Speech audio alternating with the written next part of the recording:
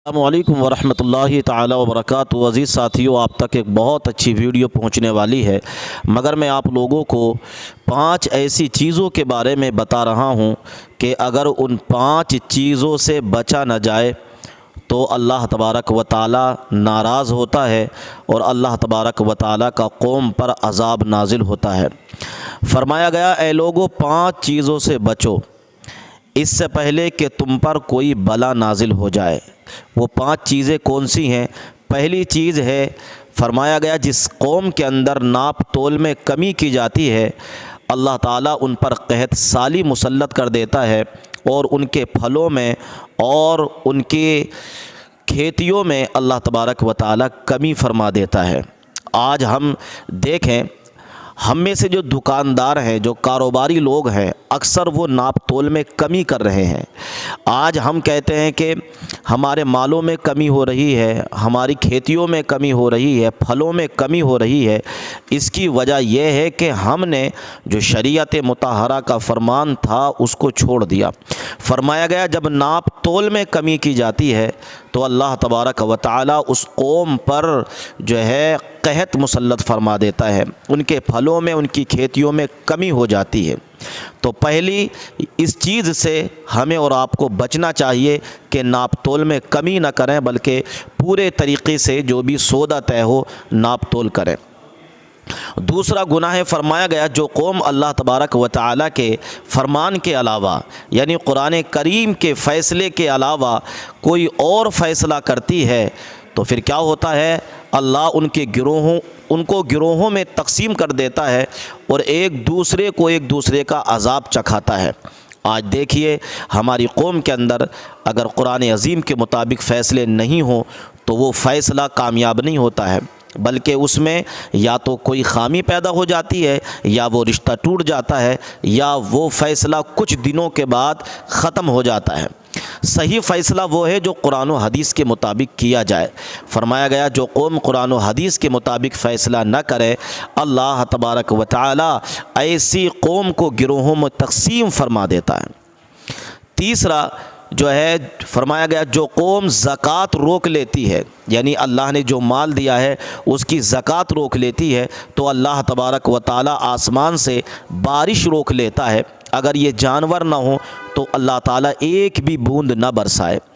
अजीज़ साथियों, आज हम और आप देखें, हम में से कितने लोग ऐसे हैं जो अपने मालों की ज़कात दे रहे हैं, कितने लोग ऐसे हैं जो अपने मालों की ज़कात दे रहे हैं, अपना हक़ अदा कर रहे हैं, गरीबों में जो है उनका ख्याल रख रहे हैं, उनकी देख रेख रख रहे हैं। हम में से कितने लोग ऐसे हैं। फरमाया गया, जब ये कौम ज़कात रोक लेती है तो अल्लाह तबारक व ताला कौम से बारिश को रोक लेता है। इसलिए अगर अल्लाह ने दिया है तो ज़कात अदा करें। एक गुनाह यह है, फरमाया गया, जो कौम अपना अहद तोड़ती है तो अल्लाह उन पर उनके दुश्मनों को मुसल्लत कर देता है। यानी जो हमने वादा किया था किसी से, अपने वादे को अगर हम मुकम्मल न करें तो फरमाया गया कि अल्लाह ताला तुम पर दुश्मनों को मुसल्लत फरमा देगा। अजीज़ साथियों, हमें और आपको ज़रूरत है कि जो हम वादा करें उस वादे पर खरे उतरें, उस वादे को मुकम्मल तरीक़े से अदा करें। पाँचवा, जिस कौम में फ़हाशी ज़ाहिर हो जाए उन पर ताउन मुसल्लत होता है। फ़हाशी का मतलब क्या है? यानी बेहयाई, बेशर्मी, बेगैरती जिस कौम के अंदर आ जाती है अल्लाह ताला उन पर ताउन मुसल्लत फरमा देता है, उनको बीमारियों में मुसल्लत फरमा देता है। इसलिए हमें और आपको चाहिए कि ये जो 5 गुनाह मैंने आपको बताए हैं, 5 चीज़ें, इन से बाज आ जाएं और इन पर अमल करने की कोशिश करें, हमारी ज़िंदगी आसान हो जाएगी। आइए छोटी सी वीडियो, इस वीडियो को ज़रूर देख कर जाइए। लोगों ने हथियार उठा करके कुछ लोगों का कत्ल कर दिया। हम हमेशा की तरह मुखालफत मजम्मत करते हैं, लेकिन आपने कभी सोचा कि पूरी दुनिया एकजुट होकर के सड़कों पर निकल आई, मार्च किया गया टेररिज्म के खिलाफ, और टेररिज्म के खिलाफ मार्च की अगुवाई करने वाला शख्स खुद लाखों मासूमों के कत्ल का मुजरिम है। मैं एक नज़्म आपकी अदालत में रखने चल रहा हूं साहब। वो मुल्क अगर बोल सकता, वो मुल्क अगर अपना दर्द बयान कर सकता तो माइक पर खड़ा होकर के यूं बयान करता। आप तसव्वुर करें कि माइक पर इमरान नहीं खड़े हैं, फलस्तीन खड़ा है। मैं पढ़ता हूं साहब ये नज़्म आपकी अदालत में। ये मेरी कौम के रहनुमा भी सुने,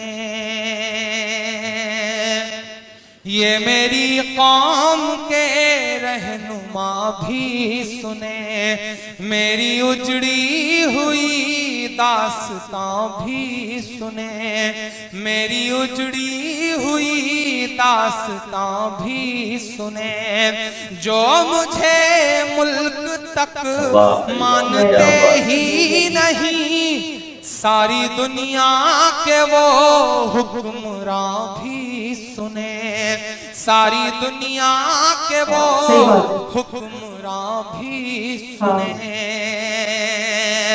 कहने को 64 के आसपास मुल्क है दुनिया में जो ये कहते हैं कि हम एक अल्लाह और एक रसूल को मानते हैं, लेकिन उनकी तरफ देखो तो बड़ा नाउम्मीद हो जाना पड़ता है।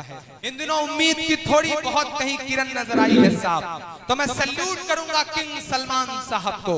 यहाँ पे बैठे हुए हैं रियाद के तमाम दोस्त, दम्माम के तमाम दोस्त, मैं सल्यूट करूंगा किंग सलमान साहब को।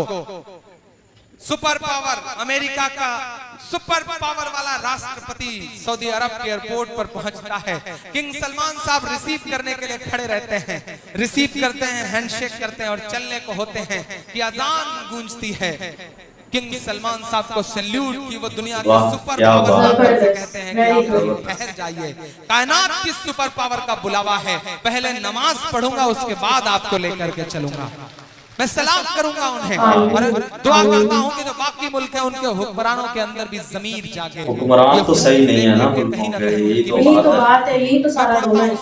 बहुत बहुत मुसलसल महीनों रो करके ये नज्म कही है, मेरे आंसुओं में डूबी हुई नज्म है ये, किसी के खून से लिखी गई नज्म है ये। मैं चाहता हूं कि थोड़ी देर आपकी भी पलकें गीली होंगी तो मुझे लगेगा कि मैं कामयाब रहा हूं। तालियां नहीं चाहिए, जहां मन करे बजाइएगा या मत बजाइएगा, लेकिन आपकी खामोशी मांगता हूं मैं इस नज्म पर। पढ़ता हूं साहब। ये मेरी कौम के रहनुमा भी सुने, मेरी उजड़ी हुई दास्तां भी सुने, जो मुझे मुल्क तक मानते ही नहीं, सारी दुनिया के वो हुक्मरान भी सुने, सिर्फ लाशें लाशें मेरी गोद में, सिर्फ लाशें लाशें मेरी गोद में, कोई पूछे मैं क्यों इतना गमगीन हूँ, मैं फलस्तीन हूँ, मैं फलस्तीन हूँ, मैं फलस्तीन हूँ, मैं फलस्तीन हूँ। एक बंद पढ़ता हूँ, बैतुल मुक़द्दस की चाबियां लेने की दावत हजरत उमर फारूक रज़ियल्लाहु अन्हु चले जा रहे हैं साहब। एक बंद पढ़ता हूँ कि आए थे एक दिन मेरे घर आए थे, दुश्मनों को भी तन्हा नजर आए थे, दुश्मनों को भी तन्हा नजर आए थे, ऊंट पर अपना खादिम बिठाए हुए, ऊंट पर अपना खादिम बिठाए हुए, मेरी इस सरजमी पर उमर आए थे, मेरी इस सरजमी पर उमर आए थे, जिसकी परवाज है आसमानों तलक, जख्मी जख्मी मैं वो एक शाहीन हूँ। बहुत दिल से गजल लिखी है इन्होंने, बहुत दिल से गजल पढ़ी। मैं फलस्तीन, मैं फलस्तीन हूँ। मैं सैल्यूट करूंगा रवि आपके बिहार का एक बेटा जिसे अभी मुशायरा मेरा ख्याल हो रहा है, तो अवार्ड मिला, उबैदुर रहमान साहब के